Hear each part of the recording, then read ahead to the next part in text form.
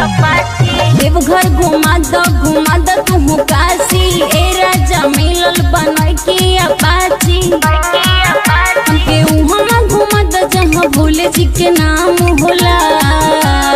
असहिन में हर के डिमांड होला मोतिहारी के कवरिया बारांड होला।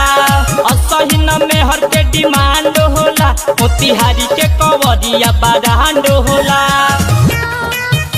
बारांड होला मोतिहारी के कवरिया बारांड होला। बोले शंकर भगवान की जय।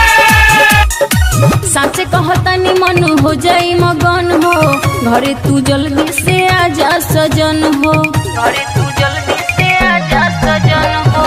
जिला मोतिहारी के सुन तू धनिया जाते बाद बाबा नगद हो।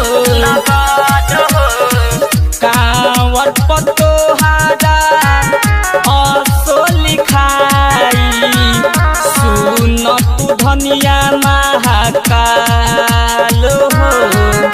इहे बात सुनी दिलवा मगन होला। असहिन में हर के डिमांड होला मोतिहारी के कवरिया बारांड होला। असहिन में हर के डिमांड होला मोतिहारी के कवरिया बारांड होला। मोतिहारी के कवरिया बारांड होला। बोले शंकर भगवान की जय।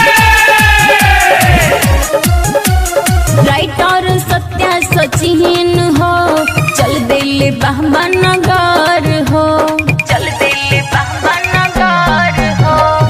सोनी पटेल के बाजत जाई गानावा नाचत चली है धनिया। वीर जस बिहारी विकास पवाली चलतावे हमनी के अबरिया। हमके घुमा द राजा देवघर के मेला। असहिन में हर के डिमांड होला मोतिहारी के कवरिया बारांड होला।